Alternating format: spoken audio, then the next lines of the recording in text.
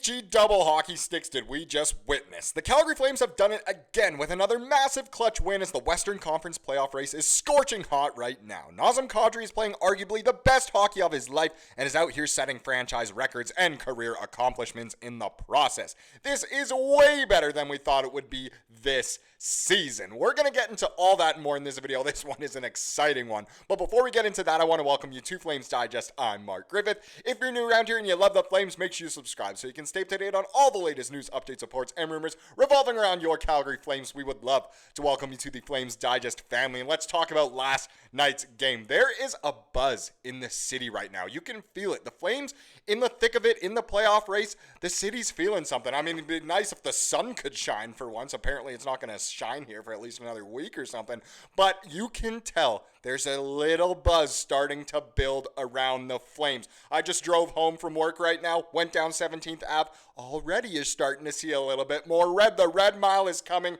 Oh my goodness, if the Flames make the playoffs, this city is really going to explode. And it all started with last night's game, a 4-3 overtime win over the Seattle Kraken at home. Another come-from-behind win. The Flames were trailing going into the third period. They actually grabbed the lead in the third period, gave it up, but still got the win. As you can see, Nazem Kadri getting another overtime winner. He is on an absolute heater. We will be talking about him a lot. But this was one of the best crowds I've seen at the Dome on a Tuesday in quite a while, especially not against a rival. I know Seattle's in our division, but they're not really a rival at all or an original six team or anything like that. The crowd was feeling it. The players were feeling it, and you could see with the sellies the players had, the sellies the fans had, it was just incredible to witness. What a win it was. Let's get into the box score. Dustin Wolf gives up 3 goals on 29 shots. I swear that's happened so much lately to the Flames goalies. Feel free to do any research you can about how many times the Flames have given up 3 goals on 29 shots in their most recent games, especially since the Four Nations break. But Dustin Wolf had an excellent game. He really kept the Flames in this one. Tons of breakaway saves, odd man rush saves. He really had an outstanding game despite giving up those 3 goals. The skaters that got on the score sheet, well, I mean, of course, Nazem Kadri is right in there. We had Adam Klapka actually get the first goal of this game. Rasmus Andersson, he gets a goal as well, does his infamous, notorious stare down at an opposing fan. Great that the Flames gave the kid that he stared down a shirt that says, "I got a stare down from Anderson," or whatever it says. Coronato gets a couple assists. Jonathan Huberdeau gets a couple assists. Kevin Rooney, Daniil Miramanov, and Morgan Frost all getting 1 apple apiece as well. The wealth was spread last night, and the big dogs once again getting lots of points.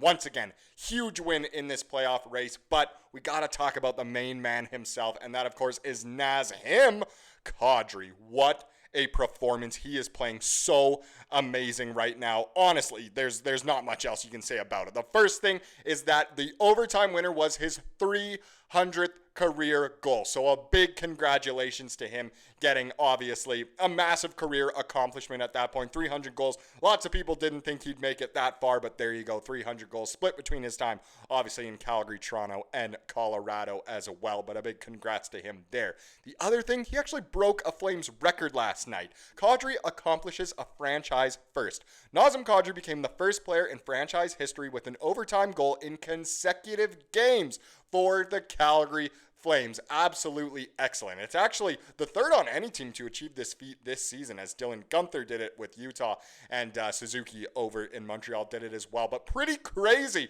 that this is the first time in franchise history where the same player has scored the overtime goal in back-to-back games. Not consecutive overtimes, but back-to-back games, scoring the OT winner. What an excellent performance. He is just so gosh darn clutch. There have been comments on the channel lately saying, stuff like he should be the next captain, he's playing so well, and all of that. You might have a case here. Next thing we'll look at this tweet here from Ryan Pike. So Flames forward Nazem Kadri, 1, has goals in 4 straight games. 2, has scored the final goal in the last 3 Flames games, and 3, has 5 goals in his past 4 games. This is easily the best hockey he has played as a Calgary Flame, and many people are saying this is the best he's played in his entire career. He seems to be aging like a fine wine. Hasn't really done anything stupid like he used to get accused of in, the past with all his playoff suspensions and whatnot. But he's just playing like a leader right now. He even doesn't go offside as much as he used to. He is just playing that Well, here's just something that's so true. So some guys just have that clutch gene. Obviously talking about Nazem Kadri here. He has that clutch gene. He is more clutch than a stovetop turkey dinner.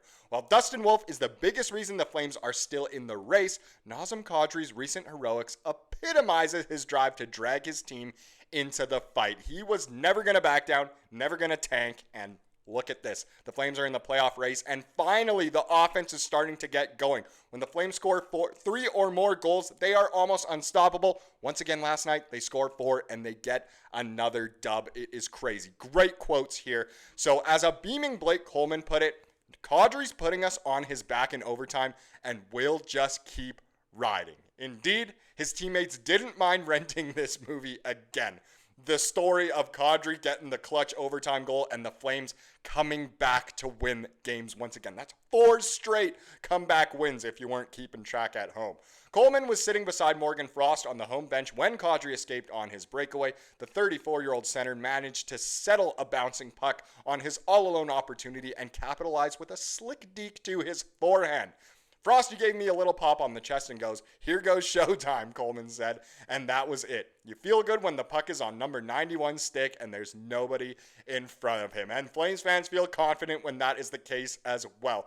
Frosty calling him showtime. Oh, baby. Whether he was calling Kadri himself showtime or just the act of Kadri being on a breakaway showtime, you just love to hear it. That is why there's such a buzz right now. The players can feel it. The whole organization can feel it. The fans can feel it. The city can feel it. It's just so amazing to watch right now. Actually, one little quick fact about yesterday's win, believe it or not kind of thing here, is that surprisingly or unsurprisingly, depending on your perspective, that was the first Flames overtime win at the Dome this season. There have been a plethora of Flames overtime wins at the Dome over the years. And in the limited games left at the Scotiabank Saddle Dome, it's surprising that this is the first one this year. Now, the Flames don't have an amazing overtime record, and obviously a few of their games have gone to the shootout as well this year. The Flames, remember how good they were at shootouts at the beginning of the year? Justin Costco, Kirkland. But either way, that's the first overtime win at home this season, which in my eyes is more surprisingly than it is unsurprisingly. I understand the unsurprisingly side of saying, well, we never win in overtime. We always pick up the Daryl Sutter point, but it was still a little surprising to see that. But where did this lead us? Well, let's talk about the playoff odds. That's where the biggest implications are at this time of year. And if we do a little check on the standings, the Canucks not in action last night, the Flames and Blues were, and they both picked up W's. So the Blues are now at 83 points through 73 games, whereas the Flames are at 79 points through 70. So 4 points behind the Blues, but 3 games in hand. So 6 points up for grab there. 1 more point than the Canucks in 1 less game played, which is great. Utah kind of still in the fight a little bit. I always include them because they're close, but I really don't foresee any kind of way that Utah does sneak in. But hey, good for them in their first season in Salt Lake City. But if you look at the Pacific standings, I always include them as well because there used to be a chance that the Flames could kind of catch up to the Kings. The Kings are one of the hottest teams in the league right now, really going under the radar. I think they've won 9 of their last 10 or something. They are honestly on an absolute heater. But the Flames, to be only 8 points behind the Oilers, a team that has McDavid and Draisaitl 70 games into the season, is pretty ridiculous. I mean, there's definitely universes out there where the Flames could catch them. If this is that universe, oh baby, we are in for an absolute ride. But this is an interesting little set of tweets here. So maybe Calgary can catch Minnesota instead of St. Louis. Because St. Louis is obviously so hot right now. They destroyed the Montreal Canadiens yesterday. But the Flames are 6 points back with 2 games in hand. Plus, they play the Wild at the Dome on April 11th. So a couple weeks away.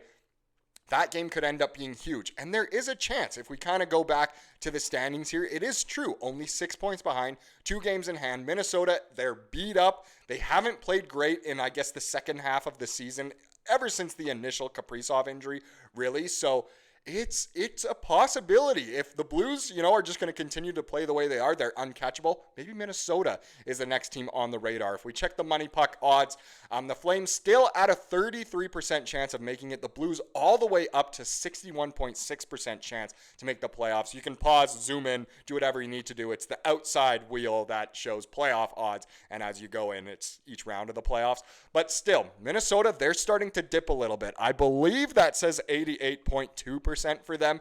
It was a lot higher just a few weeks ago, so there's a chance that the Flames could sneak in. The Canucks one has really gone down. That's a little surprising. They're not, dead in the water yet. They still have a fighting chance if they can get healthy. I mean, I hope that's not the case, but still, the Flames, oh baby, if they can make a run at the playoffs just to even get in, you know what it does to the city. That'd be so nice to see. Get some important games in for our young core. Overall, I'm not hating any of it. Let's wrap this video up with the comment of the day, as we love to do here on the channel. Came from yesterday's video, and it came from, what's that username? Flames_fan1, the first Flames fan ever. They said, good to see the Flames healthy. We all know they're going to need everyone and everything to push through this final stretch. Ain't that the absolute truth? It was great to have both Farabee and Weegar in for the game yesterday, assuming Backlund will be back pretty soon here. Oh, baby, let's make that push. Thank you so much for watching this video. Please subscribe like you saw here today and have a wonderful rest of your day.